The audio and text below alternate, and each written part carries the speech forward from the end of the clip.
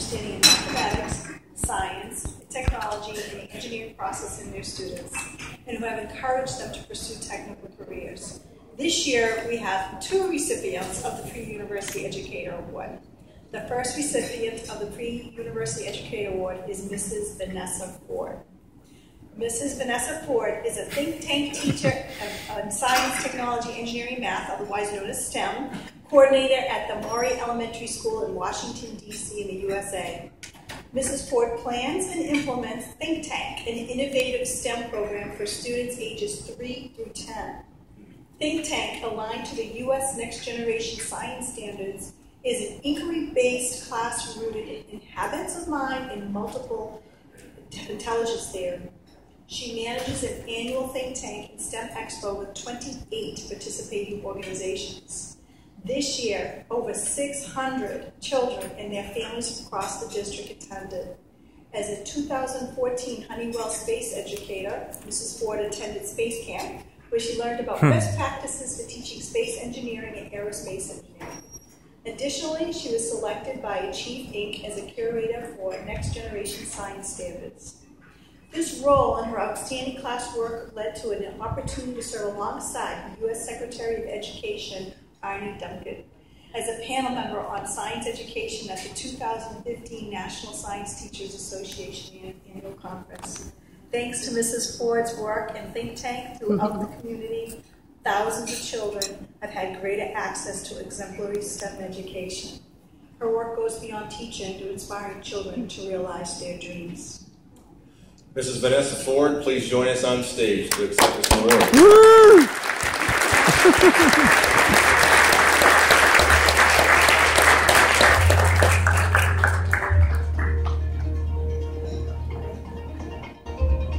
Mrs. Ford, I am pleased to present to you the IEEE EAB Pre-University Educator Award for developing the Think Tank program to inspire the next generation of engineers and scientists.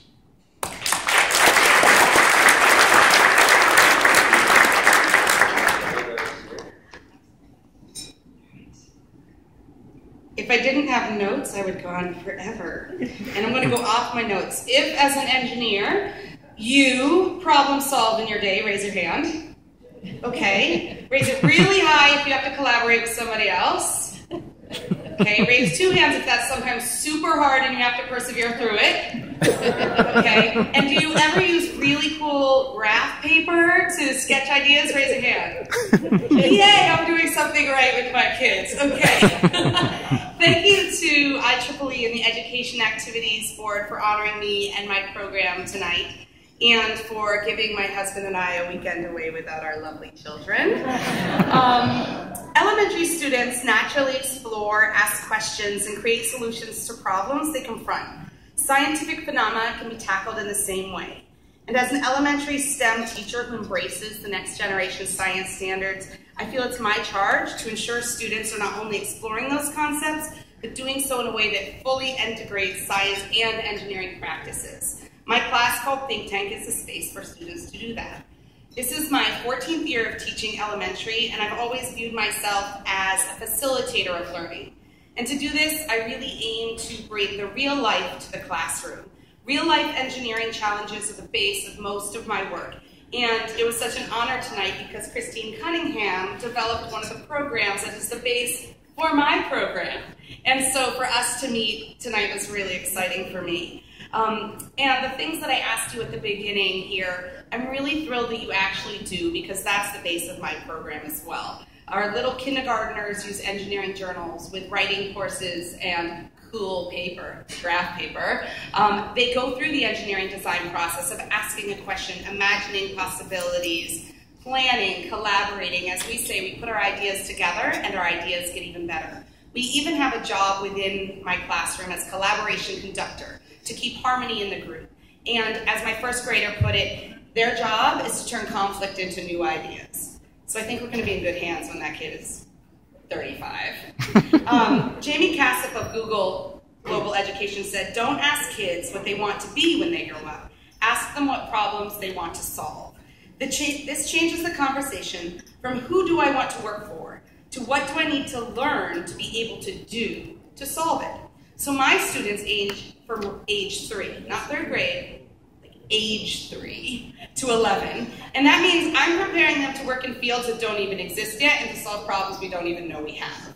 So therefore, the basis of my practice truly does have to be those practices to support the content they'll learn during their career.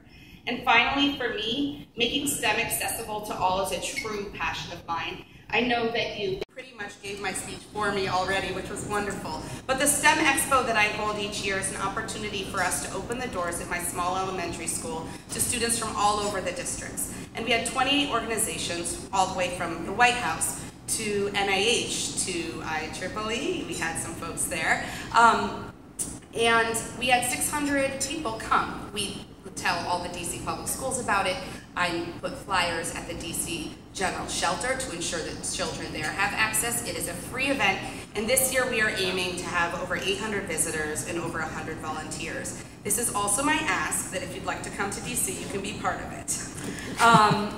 Great teaching is a magical blend of content, connections, and questions, and I'm very proud to be part of the program that I have built, but I couldn't have done it without my principal, who fights budgets every single year alongside the school community to keep my position. I'm technically a 3rd grade teacher because that's how she has to shift the money. And my principal community worked tirelessly to keep me here and support me. I also want to thank my husband who is here. He is my cheerleader. If there's any teachers in this crowd or have taught, he's also my Sunday night calmer because there's a Sunday night blues. The teacher you must know. And he is my best friend. And he's the one who makes the kids' lunches and does bedtime so that I can work on big projects for my students. I couldn't have created this program without him. And thank you to IEEE.